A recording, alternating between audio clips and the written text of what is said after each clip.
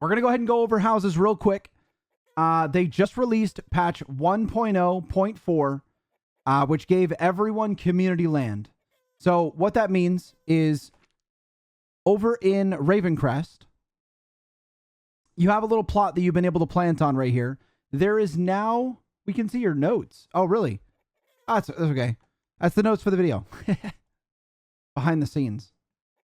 So, you have now a spot in your community plot to put a house down.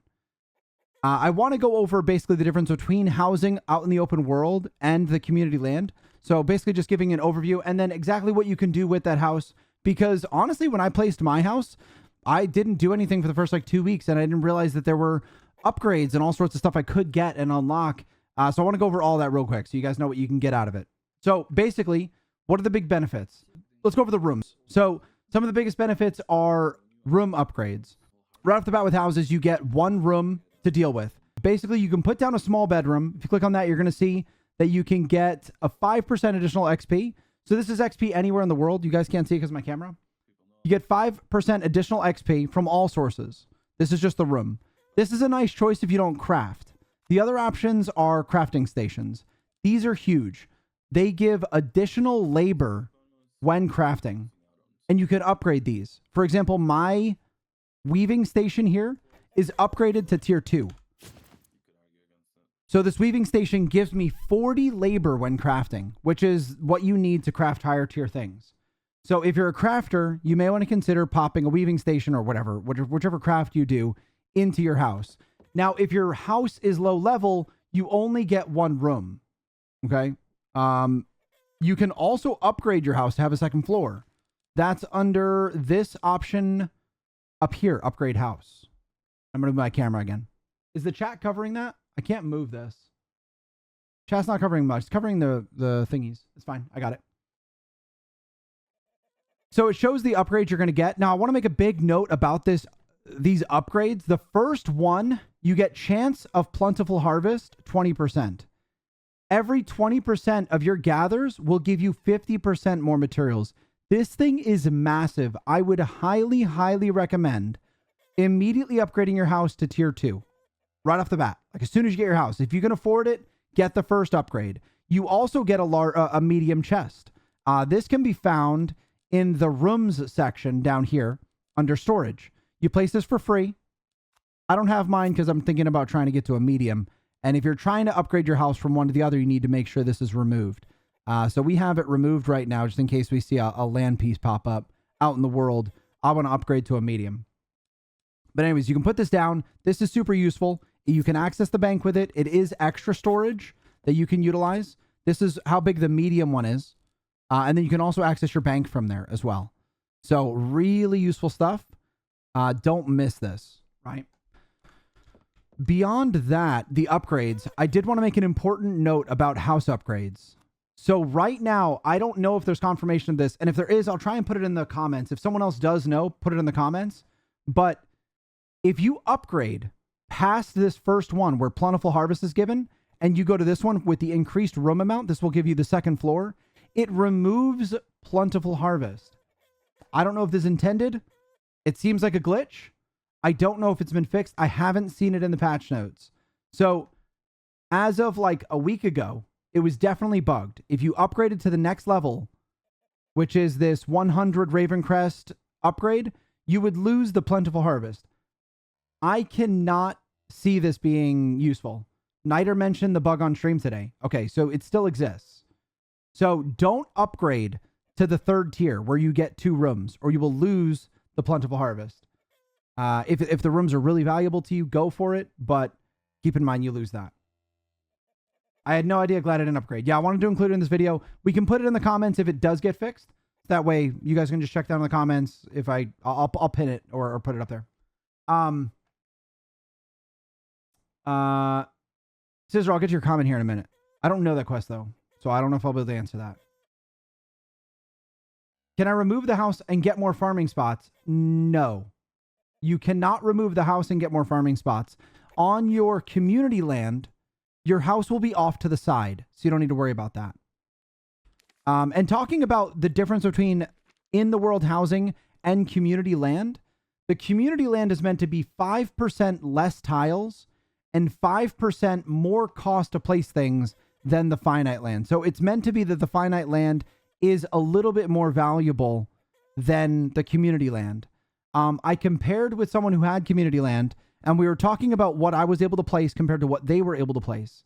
And so to give you guys an idea, there is a little bit more that you can do with your finite land. When we say finite land, it's the land that's finite. There's only so much of it, right? He was able to place on his community plot 10 2x2s. These chickens are 2x2. They're taking up 2x2 tiles. He was able to put 10 of them on his community plot, placed optimally. On my land, I can get 12 because my house is placed just right for 2x2s. So I can put 5 on this side, 2 on the top, 5 on this side. Now, if I want to place, 10, was it 8? If I wanted to place 1x1s alongside this, I could put 10 of these and then I believe 6 1x1s. If you have community land, you can do 8 2x2s and 8 1x1s. Oh no, you can do, that's mine, I think, Melting Frost. 10 2x2s and 6 1x1s, I think. That's what I can do. I think that community land can do 8 2x2s and 8 1x1s. So they're comparable, but the finite land is slightly better. You can purchase land or houses from other players. The cost is likely to be a little bit cheaper than it used to be because now everyone has community land. The demand is probably way lower. There is a really nice benefit, though, to having the community house. Every so often, every half hour, you can teleport to your house right here. Mine's on cooldown for another 50 seconds, so I could actually teleport back to my house. You get this every 30 minutes. Now, when you have land out in the world, this isn't very nice. It's nice to get to your house, right? Every 30 minutes, I can teleport to my house right out here. All the way out in the Fields of Despair, in the middle of nowhere, right? But the problem with that is after I feed my chickens, I have to either use my 4-hour cooldown to go to Ravencrest, or I got to run all the way over to Fangwatch over here. It takes me about, that's a 3-4 minute run, right? Or I can go over here and die, which, yeah, that's a big cost. I don't like doing that anymore. But running down to Fangwatch, I can teleport back to Ravencrest. The nice part about community land is you can teleport to Ravencrest every 30 minutes. So every 30 minutes, you get to teleport to your house now, which is in Ravencrest. So it's super convenient. So community land actually has kind of a nice little built-in benefit that the other landowners don't have. So that's a nice little perk that not a lot of us thought about, but it is really nice. So you get to just pretty much pop to Ravencrest every 30 minutes. What else are we missing that I wanted to talk about? Placeable chest, we went over that. Housing upgrades, the plentiful harvest bug, the community land, the cost of planting, we've gone over that. Let's talk about the different scales of houses. So right now, you can only place a small on community land. Eventually, they've said we're going to be able to put mediums and larges onto community land, but right now that's not the case. There are 3 different sizes of house. They unlock at different tiers. At 25, you get your small house. And I believe that's the limit for community land as well. So once you hit level 25, the game is just going to give you a deed. It looks like this in your inventory. At 40, you get the medium deed.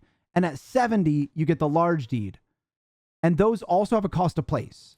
I believe the one out in the open is 10K for a small.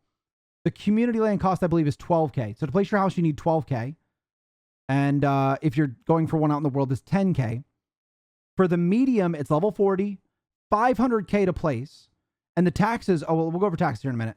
Actually, I'll just go over the cost. Level 70 is the large house. It's 5 million to place. And then there are taxes attached to these. 8K for the small, 16K for the medium, and I believe the large is 36K. I'm pretty sure are the taxes. Beyond that, I do want to mention how you pay taxes because I believe it's all done automatically. You can see the mail. Where's the mail system, guys? I can't remember. Where do we see our mail system? Social, guild. I don't even remember. It's not the inbox. It's the mail system. Is it under N? It's under N, the social menu. Mail. Here it is. It shows when you pay taxes, but it's done automatically. If you don't have the tax money, I believe your house just goes out. Like, it just disappears. Like, it disappears. It's open for someone to take out in the world. Or if it's community land, it'll just poof out. I believe it's all done automatically. So make sure that you always have the proper amount of tax on you at all times. So if you have a small house, make sure you have your tax amount ready in your inventory, and don't let that ever sink below 8K. Because if you don't have that money and it goes to take the taxes, it'll just delete your house. I'm fairly certain that's how it works. So just make sure you don't dip below tax money in your bank, on your person, whatever.